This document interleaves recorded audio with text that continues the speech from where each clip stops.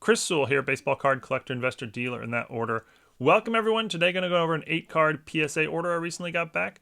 These were sent in at the regular level. That's the literal name of the service level, regular, on PSA. And that's $75 per card with a max declared value of $1,500 per card.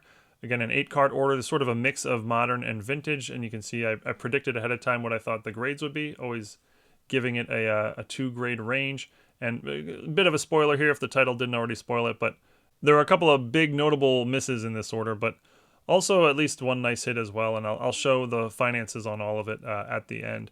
In the middle of the stack there was a piece of cardboard, which means that PSA won't grade at least one card in the order. That's always unfortunate, not something you ever want to see, but yeah, this whenever you get one of these, that means something is wrong with the card, at least according to PSA's opinion. And in my case, it was the 1979 Topps Wayne Gretzky rookie, and they called it mini size. Now that's actually not one of the sort of bad ones. You know, evidence of trimming is much worse. That means it was trimmed, or there's ones that say the card's basically a fake. That's not what this says. This says the card is mini size, meaning it's short, probably cut short at the factory.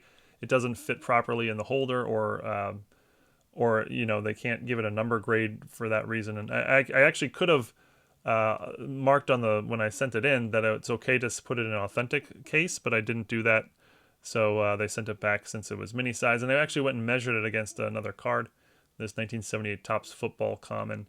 And when I did that, yeah, I mean, I think PSA got this one right. It was a little bit short. It rattles around a little bit. I guess I didn't notice when I sent it in, but it doesn't appear to be trimmed. It just appeared to be that it was cut short at the factory. So I'll probably send this back to PSA or to SGC and get it in an authentic holder.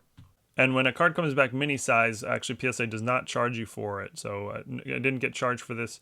So some of them you do get charged for. Evidence of trimming you get charged for. If they think the card is a fake, you get charged for it. But mini size, they do not charge you. So, you know, no real harm done there. The first card they actually graded is what I would call the biggest hit of the order.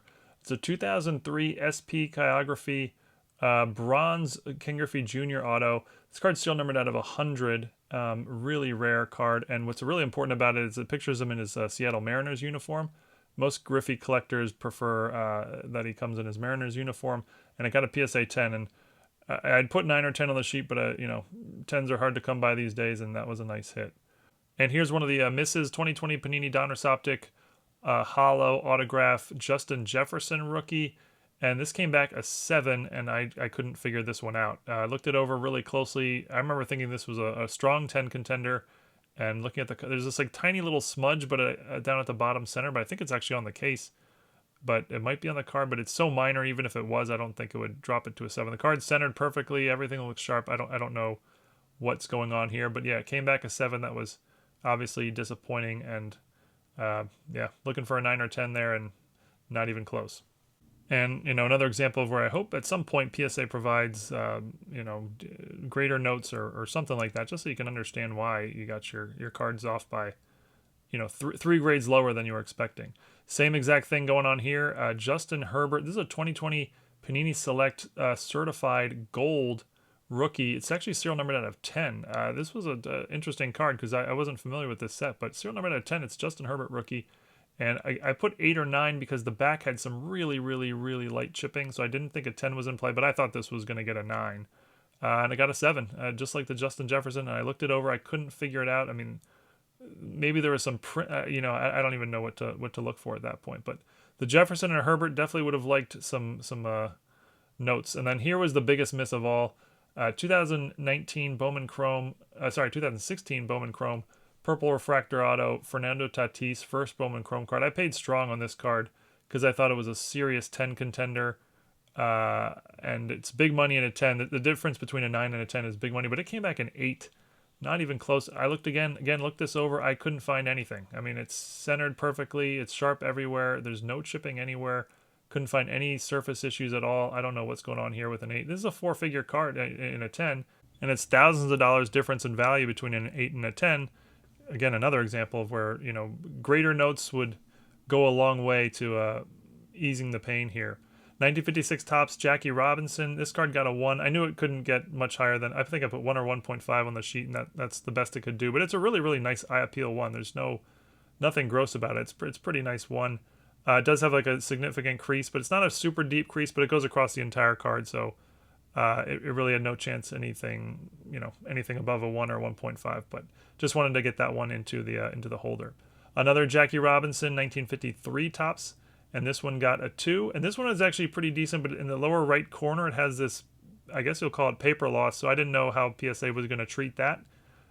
They might have, called the paper loss an authentic even, but I didn't think that. I thought it was more likely to get a low grade like a 1.5 or 2, which is what I put on the sheet, and I got a 2.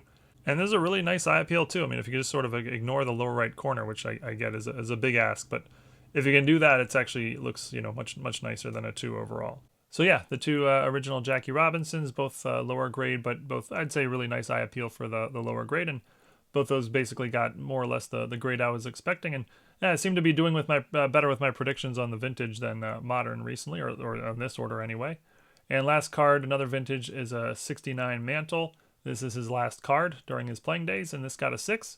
And I'd put 5 or 6 on the sheet. I was really thinking 6 all along on this card. I thought this was a solid 6.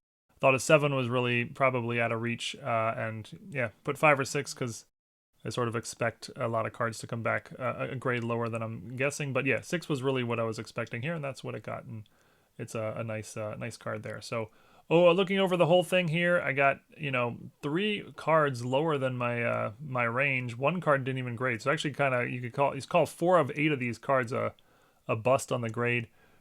2 cards or 3 cards got on the high end of my guess, and 1 on the low end of my guess. So hit or miss lot here, but more misses than hits. All right, now we'll go through the cards one by one and see how it impacted me financially by sending these cards in. And we'll start with the Justin Herbert, which got a 7. And remember, I was expecting a 9 on this card. The Justin Herbert rookie gold, select certified gold here. I estimate it's about a $500 card raw. There was no comps on it. There was no sales of the card that I could find. Remember, it's only numbered out of 10, so it's a very rare card. But I estimated it's about $500 raw, and I would say in a PSA 7 holder, it's probably about the same. For a card like this, that's going to be, that's probably a fair formula or so. So no change in value, but I had to spend $75 to get this graded. So I'm down $75. Basically, my net is I'm losing $75 because I sent this card in for grading. It's actually a little more than that because I didn't factor in like shipping and insurance. But for simplicity's sake, we'll say down $75 on the Justin Herbert. On the Mickey Mantle, it's about a $350 card raw in this condition or so. And graded, a PSA 6 sells for about $575. So it's a $350 card raw. I spent $75 to grade it. It's now worth $575, meaning I've added $150 to my bottom line. Again, all this is estimated. The Justin Jefferson's probably about a $200 card raw, and in the PSA 7 holder, probably similar. So again, just down the grading fee here, like with the Justin Herbert, down $75. You can see PSA 10s go for over $1,000. I was expecting a 10, or I was expecting a 9 or a 10 on this card. And so, there was a lot of upside here that did not come to fruition. The Wayne Gretzky, again, I wasn't charged for, so we'll say no loss here. Although, I mean, in reality, it is a loss because I've now learned that the card is mini size, so it obviously has a lot less value than I thought before. And also, I did spend a little bit in shipping and insurance. But we'll just say a wash here for simplicity's sake. The Jackie Robinson probably goes for about $500 raw in this sort of grade, and in a PSA 2 holder goes for about $750, so we've added $175 there. The 56 Robinson is essentially a wash. I'm going to basically break even on it, and I more or less knew that going in, but I sent it in because I knew it would be easier to sell if it's in the holder. The Fernando Tatis was the biggest disappointment of the order. Raw, it sells for about $800, and I would guess in the PSA 8 it's about the same. There were no PSA 8 comps, but I would guess it's about the same there. So again, down the grading fee. Now I paid more than $800 for this card, so I'm going to be taking a loss on it on top of the grading fee here. But I thought it was a strong 10 contender. You can see at the bottom, 9s go for over 1,000, 10s go for over 4,000. So there was a lot of upside gravy here that was not ultimately realized. And lastly, the Griffey, which was the biggest hit of the order. Not a lot of recent sales of this card. It's a serial numbered out of just 100, and it's 20 years old, so not a lot of them out there, but I would estimate it's about a $400 card raw, and I would estimate a PSA 10 is about $1,000. I actually think I can get more than $1,000 for it, but that's what we'll put here for the sake of the video. It is a Pop 3 now in this grade, and again an older Griffey auto during his playing days, PSA 10 in his Mariners uniform, numbered out of 100. This is a a lot of nice specs to this card here. So estimating that I added a little over $500 in value to this card by getting it graded. So here's what the order looks like as a whole. You can see there's actually 3 cards I lost money on, basically down the grading fee. There's another 2 cards I'm basically breaking even on, and there's really only 3 cards that I'm going to actually see a profit on. And the Griffey is almost, you know, the majority of the profit is all in the Griffey. But I'll expect to add about $630 to my bottom line because I sent these in for grading. And again, this did not factor in things like shipping, insurance, and seller fees. But I also do expect to get a little bit more than I put for the Griffey. So we'll say that this is a fair estimate. But that's it for now. Thank you everyone for watching. If anyone has any questions about any of this, please feel free to leave it in the comments. Hope you enjoyed, and see y'all again next time. Thanks everyone.